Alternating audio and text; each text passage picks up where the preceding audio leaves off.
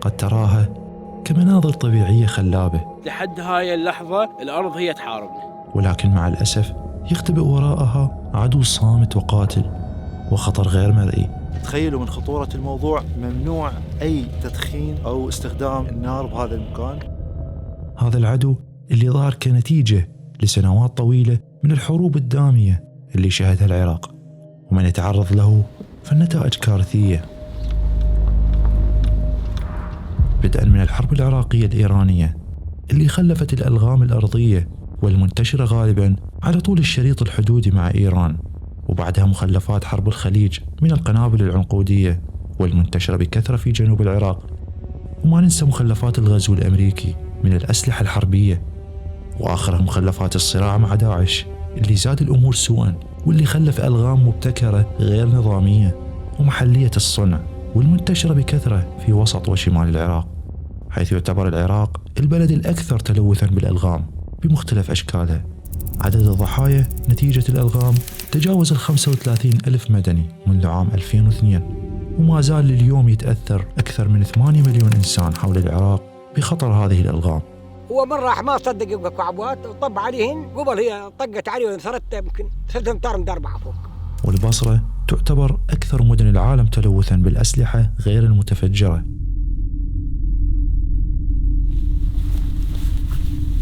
يعني صار يعني هيك موقف انه جو ناس لياخذون صور ما قدروا. ليش؟ لانه هذا المكان هو اثري بس نفس الوقت فيه الغام.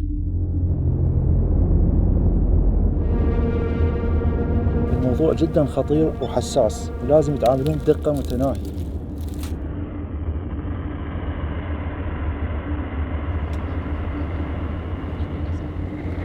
حاليا احنا منتظرين التفجير.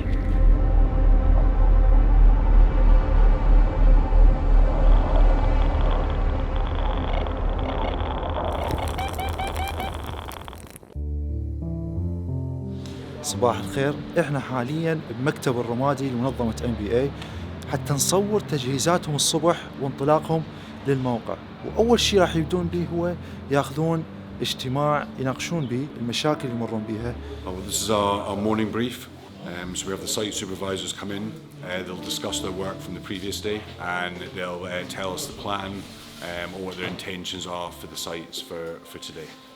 اليوم احنا مع أقدم منظمات إزالة الألغام المتواجدة بالعراق، منظمة NBA، وفي أحد مناطق عملها وبالتحديد وسط العراق في محافظة الأنبار، حتى نعرف طبيعة عمل مزيلي الألغام في وظيفة تعتبر الأخطر في العالم.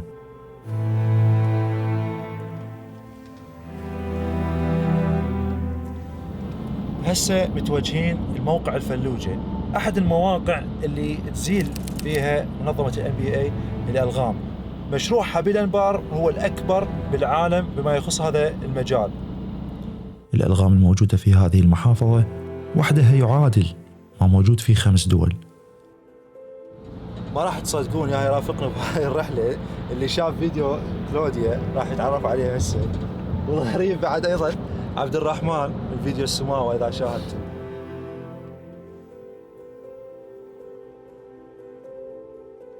احنا حاليا بموقع الحقل. بالعادة يجتمعون السوبرفايزر بالفريق حتى يناقشون مهام اليوم ويذكرون أيضا شروط السلامة. بهاي المرحلة يختبرون أدوات كشف المعادن اللي تحيط بالألغام. فأول حقل يكون خالي من المعادن، والثاني يكون بنوع من مفاتيح الألغام على هيئة سبحة على السطح واضح، والحقل الثالث يحتوي على مفتاح الألغام يعني يكون بعمق 13 سنتيمتر. هاي كلش ضرورية لأن هاي بداية شغلنا، كله يبدأ من هاي النقطة بعد دقة جد قوية. هذا الهدف مدفون على 13 سنتيمتر. شوف هاي السبحة، هاي اشرح لك عليها، شوفها هاي السبحة، شوف الصوت عليها مو مثل ذاك، يعني كلش قليل. هاي تصير تحت إشراف التيم ليدر حصرا، يكون متواجد ويا أعضاء الفريق اللي موجودين وياه. تعتبر شرط من شروط السلامة لما يدخل مزيل الألغام داخل الحقل يكون هو بسلامة والجهاز اللي وياه آمن للعمل. هذا احنا نسميه المسطرة اللي هو بريشر بليت. اغلب الاوقات نلقاه هذا الهيئة بدون هذا الغلاف، بس هم يخلون هذا الغلاف حتى يقدرون يحافظون عليها الوقت أكثر من دخول المي للمفتاح، حتى يحافظ على البطارية. وهذا المفتاح مثل ما تشوفه راح يكون هذا الواير تشوفه مربوط على جهة ومربوط على جهة ثانية حار وبارد، بس انه وصل هذا الحار بالبارد هذا انه بس ينضغطن بهذا الشكل. تمام، مجرد انه انا بس ضغطت عليه دست صار عندي توصيل على الحار والبارد. هاي الوايرات مباشرة راح يصير دورة كهربائية تصل للعبوة مباشرة يصير تفجير. من شدة خطورة الموضوع وجدية المهنة انه مستحيل يطلع فريق للحقل بدون سيارة اسعاف ومسعف، وهاي السيارة اثناء توجههم للحقل دائما تكون اخر سيارة، لا سمح الله اذا صار حادث امامهم فهم يقدرون يعني يسعفون. هاي السيارة اللي تشوفوها تحتوي كل الضروريات الاسعاف الفوري. اي احد يدخل للحقل لازم يسجلون زمرة دمه حتى يعرفون مباشرة احتياجه للدم إذا صار له حادث. يعني هذا الجانب مستحيل يقدرون يستغنون عنه، يعني ممكن أحد الفريق يكون مجاز أو غير حاضر، ولكن جانب الإسعاف جدا جدا مهم.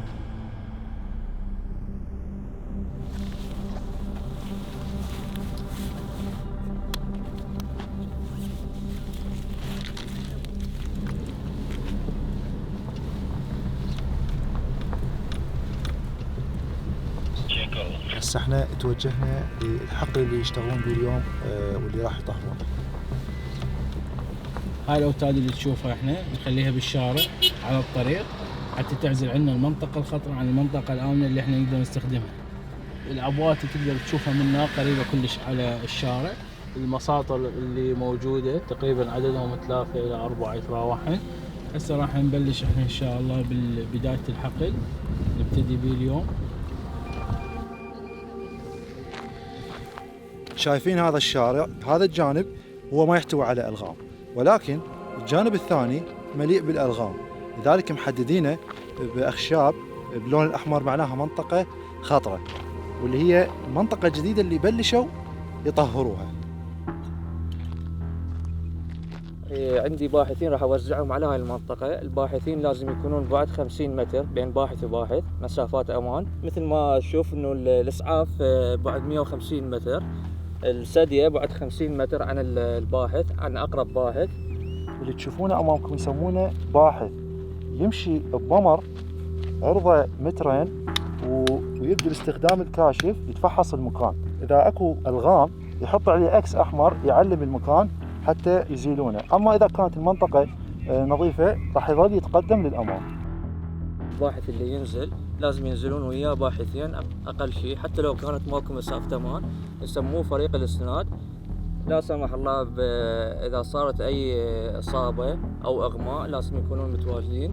هاي المسطره مربوطه بجليكان تحت الارض ما مبين، بس المسطره مبينه. احنا الهدف من هذا العمل نعزل هاي العبوه على مود نقدر نفككه. بيناتنا امتار بين المكان الملغم والمكان المنظف الان، فالموضوع جدا خطير وحساس ولازم يتعاملون به بدقه متناهيه.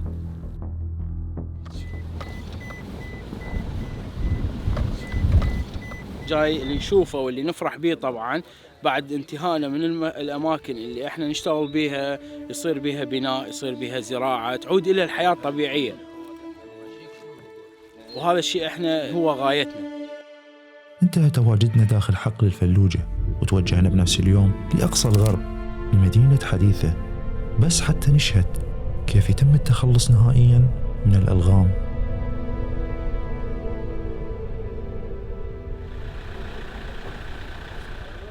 انضمينا لفريق المنظمة في حديثة، ومن ساعات الصباح الباكر توجهنا لموقع العمل خارج حدود المدينة.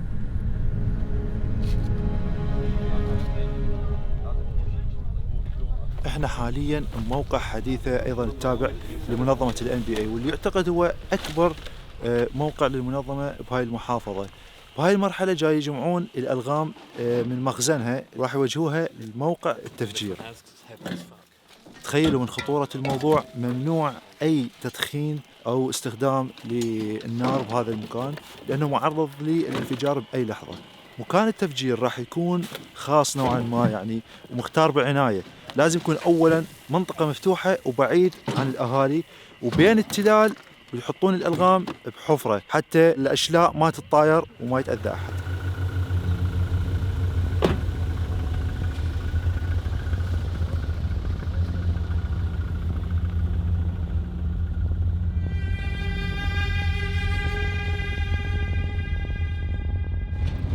بعد نقل الألغام من موقع تخزينها هسه متوجهين لموقع التفجير.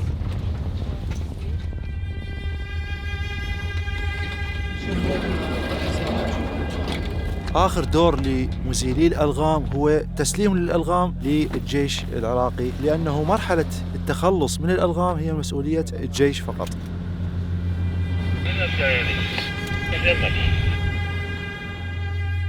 احنا حاليا على بعد 500 متر من موقع التفجير اللي هي مسافة أمان.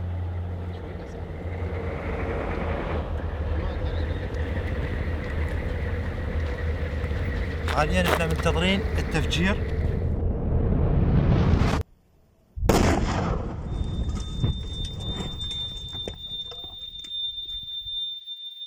صح احنا تخلصنا من داعش وطلع من المناطق وما متواجد بيها، بس هو فكر انه هاي الارض راح تحاربنا الاكثر وقت ممكن.